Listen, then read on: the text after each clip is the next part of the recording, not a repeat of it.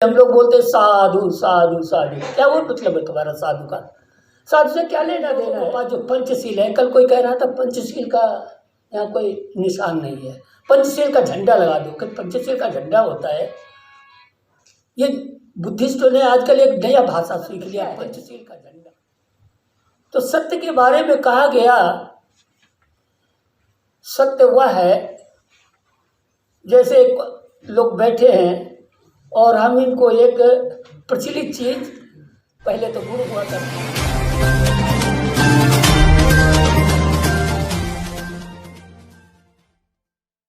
मेरी नज़र में कोई उपासक उपासिका नहीं है। आगे थोड़ा धृष्टता न करूँगा अगर ये कहूँ कि कोई भिक्षु भी नहीं है, ये मेरी धृष्टता को स्वीकार करेंगे आप लोग। मुझे भिक्षु धम्मानंद विवेचन कहते हैं, विवेचक नहीं, विवेचन। और मैं यहाँ बौद्ध श्रवण विहार लक्ष्मी नगर दिल्ली में रह रहा हूँ। आप सभी लोगों के सामने एक बात मैं कहना चाहता हूँ। समय मिला है, बहुत अच्छा सुअवसर है हमारे लिए। मैं जब कभी किसी मंच पर जाता हूँ, लोग परेशान हो जाते हैं और जो जानते हैं वे समय नहीं देते। ये सबसे बड़ी समस्या है। आज अवसर मिला है कुछ मनोभावों को प्रकट करने का। देखता हूँ क्या होता है। किसी विषय में प्रवेश करने के लिए उस विषय के कुछ तकनीकी शब्द हुआ करते हैं।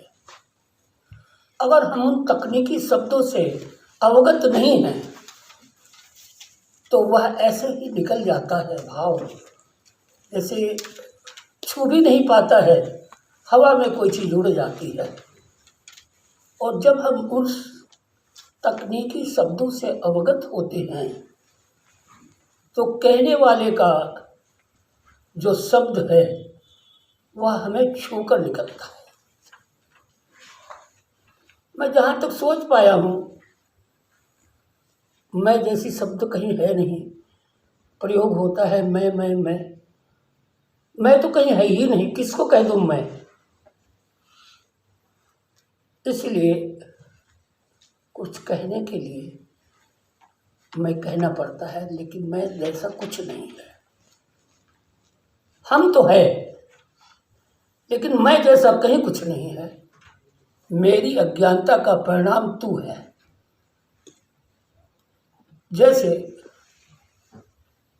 बहुत दूर न जाकर थोड़ा थोड़ा शुरू करता हूँ। एक शब्द आता है, जैसे हम लोग कहीं आते हैं। अभी हमारे भंते धम्मपुरी जी ने व्याख्या किया, उससे भी पहले एक शब्द आता है पूज्य, पूजा। बहुत प्रचलित है। कल कोई कह रहा था कि मैं देखता हूँ बुद्ध विहारों में पूजा वंदना नहीं होती, भिक्षु लोग पूजा वंदना नहीं करते। किसकी पूजा वंदना करें? पूजा से अभिप्राय क्या है? हमारी समझ में आता है पूजा में दो शब्द भरे हुए हैं, दो शब्दों का समावेश है। पूर्ण जानकारी। पूजा से अभिप्राय है पूर्ण जानकारी। जिसकी आप पूजा करने जा रहे हैं, जिसकी आप पूजा करते हैं, उसके बारे में पूर्ण जानकारी है या नहीं। जब कभी हम पूजा करते हैं उसमें कुछ सामग्री उपयोग में लाई जाती है। जब भी पूजा करते हैं तो उसके सामने हम दीपक जलाते हैं। हम जो अपने को बुद्धिस्ट कहते हैं, ये कैंडल जलाते हैं। बुद्ध काल में तो कैंडल नहीं रही होगी, तब तो दीपक ही रहा होगा। दीपक बहुत अनिवार्य है। खासतौर से भारत का दीपक विश्व में अलग है। दूसरी बात, जानकारी सुनी सुनाई नहीं, पढ़ी पढ़ाई नहीं, ये जानकारी नहीं होती तो शिक्षा है। संसार में कोई ऐसी शख्सियत नहीं है, न थी, न है और न होगी, कि कोई भी अपनी जानकारी किसी को करा सके। केवल वो अपनी जानकारी की शिक्षा दे सकता है, और शिक्षा जब देगा तो जिन शब्दों का वह प्रयोग कर रहा है उन शब्दों से अगर लोग अवगत है तभी उसको महसूस कर पाएंगे। हमारे यहाँ एक शब्दावली है, सत्य क्या है? तो सत्य के बारे में कहा गया, सत्य वह है जैसे लोग बैठे हैं और हम इनको एक प्रचलित चीज, पहले तो गुड़ हुआ करती थी, आज हम कोई एक मिठास दे दो और उस मिठाई को खिलाइए, किसको? गूंगे को। गूंगा समझते हैं आप लोग? जो बोल नहीं सकता, गूंगा जो बोल नहीं सकता, उसको आप खिलाइए। और बहरा जो सुन नहीं सकता, अब उसको गुड़ खिलाओ यानी मीठा खिलाओ और पूछो कैसा लगा, क्या करे? कोई तरीका है? लेकिन उसके चेहरे को देखिए, जी में गूंगा गुड़ खाई खाई मुस्काई। जैसे उसने गुड़ खाया है तो उसकी जो स्मेलिंग पावर है, उसके चेहरे को देखिए, उसकी जो चमक निकलती है, उससे कोई भी आभासित हो सकता है, कोई भी समझ सकता है। ठीक है, वो नहीं कह पा रहा है, नहीं सुन पा रहा है, लेकिन प्रदर्शित कर रहा है, आराम से प्रदर्शन कर रहा है, और आप समझ सकते हैं, समझदार समझ सकते हैं। ठीक इसी प्रकार से जहाँ तक हम समझते हैं, ये बड़ी कठिनाई जब कभी बुद्ध रहे होंगे उनके सामने भी बहुत आई होगी, क्योंकि जब उनको बुद्ध हुआ, बोध हुआ, किसको बोध हुआ? हम किस बुद्ध को जानते हैं? बुद्ध तो तभी होगा जब उसको बोध होगा। बोध से पहले बुद्ध कैसे हो सकता है? तो बोध के दो स्तर है, इसलिए बोध पत्र है, बोध वृक्ष है। बोध वृक्ष जैसा वनस्पति शायद प्रकृति में दूसरी नहीं है। प्रकृति में डबल तो कुछ भी नहीं है, समरूप तो पाए जाते हैं, लेकिन टॉपिक में टास्क करना पड़ेगा। हमारा टॉपिक है collective celebration of Buddhist events, मतलब ठीक है, सबसे मिलके जी कौन सा इवेंट बोलो, खोज क्या क्या प्रोग्राम करना आपका वो भी ये तो क्या दोबारा भी मौका देंगे आप? पहले मेरे भाव तो निकल जाने दीजिए, फिर दोबारा में पूछ लेना। आज बड़ी मुश्किल से मुझे कहने का अवसर मिला है। मैं तो समझता हूँ कि शायद मेरे जीवन का पहला अवसर है जब मैं समझदार लोगों को अपने भाव व्यक्त कर सकूं, सुना सकूं। धृष्टता हो जाए, थोड़ा समय ज़्यादा ले लूं, क्योंकि मैं जानता हूँ आज कुछ अलग ही बात है।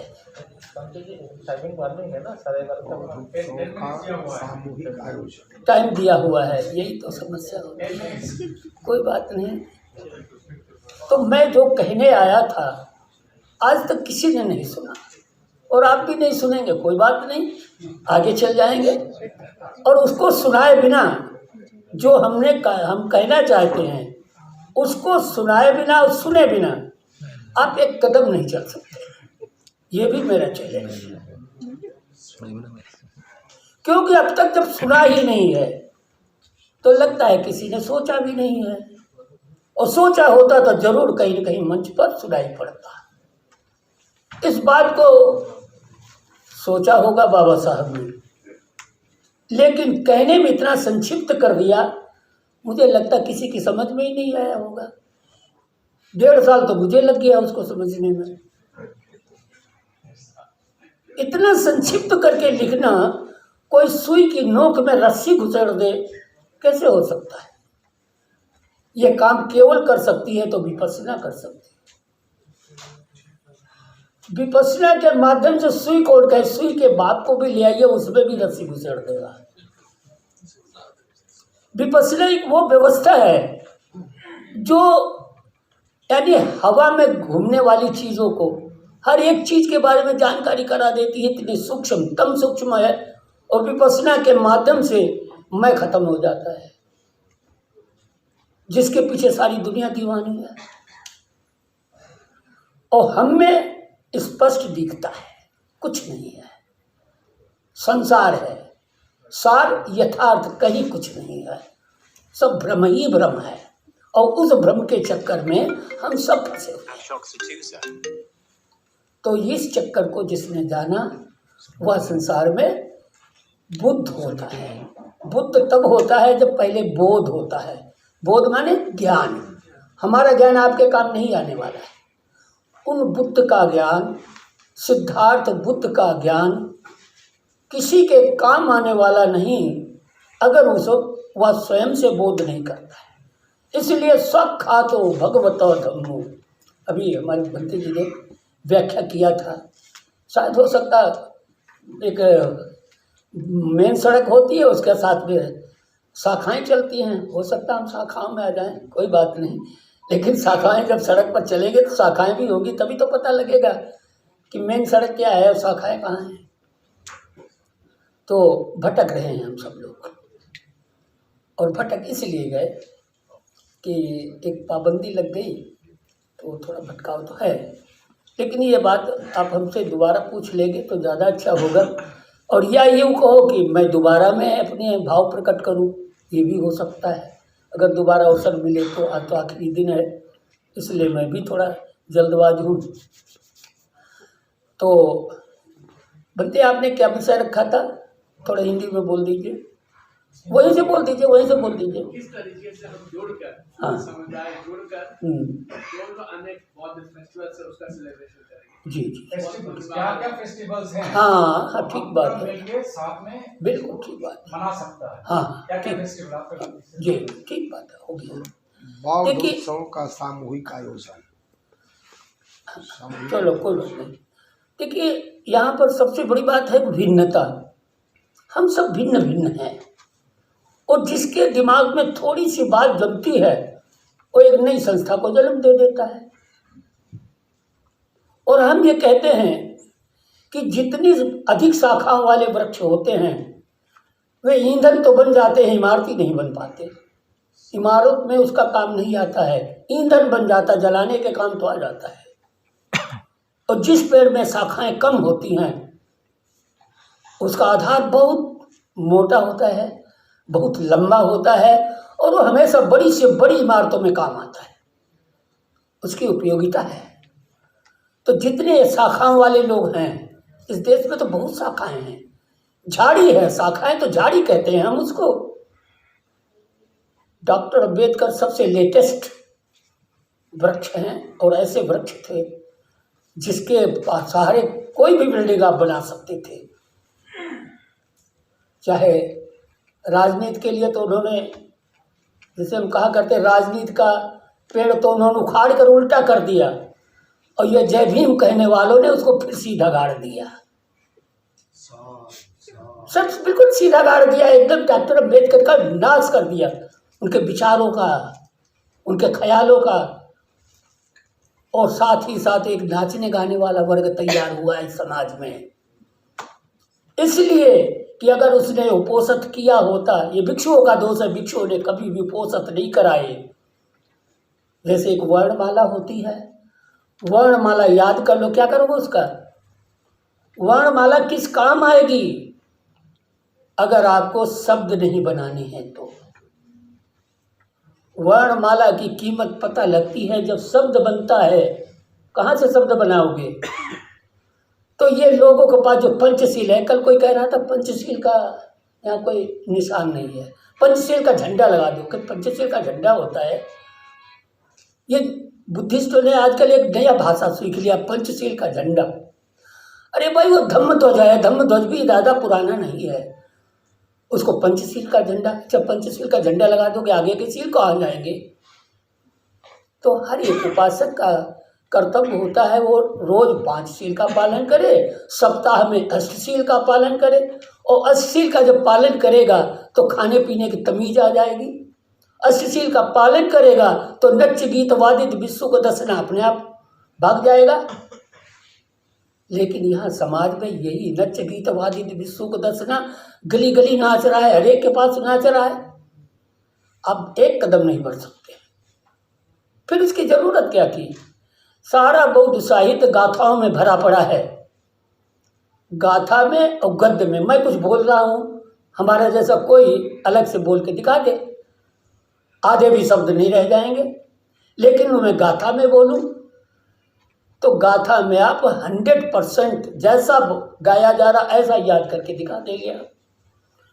गाथा स्मरण में काम आती है, याद करने के काम आती है। गद्य जो है वो जैसे का तैसा रहना बहुत मुश्किल पड़ता है। इसलिए साहित्य गाद्य में है, पद में है, ठीक है, लेकिन वो गाने के लिए नहीं है, वो जानने समझने के लिए है। तो हम आप सभी लोगों को अष्टशील का उपयोग करने से सब ठीक हो जाता। ये जितने भी बुद्ध विहार का क्या मतलब, अभी बात चल रही थी हम एक यूनिवर्सिटी खोलें, क्या होगा उससे? कोई आएगा जला देगा। कितना बड़ा नालंदा लूट कर घसीट करके चला गया। अब उसके जैसे हम लोग शमशान जाते हैं, मर गया उसके गीत गाते हैं, उसकी बात करते हैं। तो इसी प्रकार से ये सब ध्वंस सबको नाशवान है, नष्ट हो ही जाएगा। आज हम जो कर रहे हैं ये भी कल नहीं रहेगा। फिर क्या करें? हम सब लोग जीते हैं भूत में, वर्तमान में कोई नहीं जी सकता। हम सब जीते हैं भूत में। आज हम जो भी कुछ हैं वो कल का कारण है ना, बीते हुए भूत का कारण है। तो वर्तमान में हम जो कुछ महसूस करते हैं भूत को महसूस करते हैं,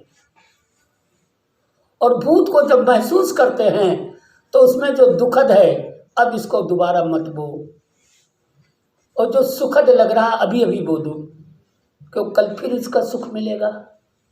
और जो दुखद लग रहा है अगर ये भी बो जाएगा तो कल फिर दुख देगा, फिर क्या करोगे? इसलिए जैसे ही आपको बोध होगा तो जो सुखद लग रहा है उसको अभी बोइए वर्तमान में, तो भविष्य में उसका फल मिलेगा। और जो दुखद लग रहा है इसको अब वो मत, जानकारी है, मत बोइए। किसान की तरह अपनी फसल में से घास फूस निकालता है और फसल की सुरक्षा करता है, अच्छी पैदावार पाता है। हम सभी लोगों को मिल करके जितनी ये संस्थाएं हैं, एक उत्तर प्रदेश में जगन्नाथ आदित्य भारतीय बौद्ध महासभा में पैदा हुए थे, अभी हैं लेकिन एक्सपायर हो गए। क्या एक्सपायर हो गए? एक वो चलता है संरक्षक, एक पोस्ट होती है संस्थाओं में संरक्षक मुर्दे की तरह होता है। जब कोई आपत्ति आएगी तो उसके पास दौड़ के जाएंगे, क्या करें? और जब जरूरत होगी तो उससे नमस्कार भी नहीं करते, पूछते भी नहीं। तो ऐसा संरक्षक बना दिया। यहाँ दिल्ली में भी जाने कितने लोग थे जिन्होंने सत्य के नाम पर असत्य का पोषण किया और पूरे समाज को बेवकूफ बनाया। विकास कहीं कुछ नहीं। अब ये बात तो पूरे समाज को बड़ी बुरी लगती है। अरे क्या बकते हैं आप? बकते नहीं, हम अनुभव करते हैं। मुझे 40 साल भिक्षु जीवन में हो गया है और ज़्यादा मेरा समय दिल्ली में ज़्यादा बीता है। आधे से ज़्यादा समय मेरा दिल्ली में बीत गया, बाकी तो इधर उधर जाने को नहीं बीता है। और कल एक और बात हो रही थी कि किसी आदमी, देखो जो बुद्ध हुए 2 व्यक्ति हैं, एक महिला है एक पुरुष है। कोई महिला अगर मां ना बने तो उसके जीवन का क्या मतलब है? कोई पुरुष अगर बाप ना बने तो उसके जीवन का क्या मतलब है? अधूरा। और हम किसके पीछे चल रहे हैं? देख रहा हूँ, ठीक है। हम किसके पीछे चल रहे हैं? हम पीछे चल रहे हैं जो बाप भी था, त्यागी और भोगी के पीछे चल रहे हैं, जिसने मध्यम मार्ग जाना और वो पत्ता में पूरा पूरा साफ लिखा हुआ है, हर पत्ते में पूरी दास्तान लिखी है जीवन की, और उसे कहते हैं बोधिपत्र। और उसी के नीचे उसको सच्चाई का पता लगा, क्यों कि वह जो बुद्ध है, कौन है, क्या नाम है उसका, सिद्धार्थ। सिद्ध अर्थ हो गया है जिसका, किसका अर्थ सिद्ध हो गया, जिसने उसको जन्म दिया था। जिन माता पिता ने उसको जन्म दिया था उनका अर्थ सिद्ध हो गया था, क्योंकि अब तक तो ऐसा कोई बालक देखा ही नहीं था जो पैदा होते ही चल दे और पैदा होते ही बोल दे और विचित्र अब तक जन्म लेने वालों से भिन्न है। ऐसा बालक किसी ने पैदा नहीं किया था, क्योंकि एमलेस होते हैं लोग। आजकल भी लोग तो है ना एमलेस, जिनको कभी ये पता नहीं है क्या पैदा करना है। अच्छा, बहुत टाइम हो रहा है, कोई बात नहीं, हाँ बहुत टाइम हो गया, ठीक है। तो मैं अपनी बात को यहीं समाप्त करने के बजाय मैं ये कह रहा था, जितनी भी संस्थाएं हैं, सबसे पहले अगर आप कुछ करना चाहते हैं तो संस्थाओं को सीमित कीजिए। जब तक आप जुड़ेंगे नहीं कैसे काम करेंगे, अपने अपने रास्ता चलते रहोगे तो संघे शक्ति युगे युगे। लोगों ने कहा ना, कलयुग में ही संघ शक्ति होगी, कलयुग में संघ शक्ति होगी। हमने जब चिंतन मनन किया तो बुद्ध भी अकेले क्या कर लेते, संघ बनाना पड़ा। तो संघे शक्ति युगे युगे, तुम बिखरे रहोगे, झाड़ी बन जाओगे, लेकिन कुछ कर नहीं पाओगे। किसी के साथ जुड़ो जो प्रैक्टिकल में आ रहा है, जिसको आप मजबूत समझते हो उसके साथ जुड़ जाओ, और जुड़ करके अपना सहयोग उसमें लगा दो। आप डायरेक्ट नहीं कर सकते तो उसके साथ जुड़ करके तो डबल ताकत हो जाएगी। और ऐसे करके वर्तमान समय में जो ज़्यादा तेज दिखाई पड़ता हो उसको थोड़ा बल दे दो तो वो बलवान हो जाएगा, क्योंकि आपका सहयोग मिल जाएगा। यहाँ अहम खाया जा रहा है। जिसने 4 आदमियों की संस्था बना रखी है वो भी झुकने को तैयार नहीं। अगर बड़े बनना चाहते हो तो क्या करना पड़ेगा, कोई भी बड़प्पन के लिए करना क्या पड़ेगा, झुकना सीखो। आपका बच्चा मचल जाए क्या करोगे, झुकना पड़ेगा ना। बड़े बनना है तो झुकना सीखिए, छोटों को उठाइए, अपने आप बलवान हो जाएंगे आप। और बड़े बने रहोगे, तने रहोगे तो टूटना पड़ेगा। इसलिए अगर तुम अपनी को बहुत बड़ी संस्था समझते हो तो झुकना सीखो, दूसरे लोगों को जोड़ना सीखो, है ना। अगर जो लोग छोटे लोग बनना चाहते हैं तो वो तो अकड़े रहेंगे, लेकिन बड़ों को चाहिए झुककर उठा लीजिए, समझा लीजिए, भाई आप इसे क्या कर पाओगे क्या नहीं कर पाओगे।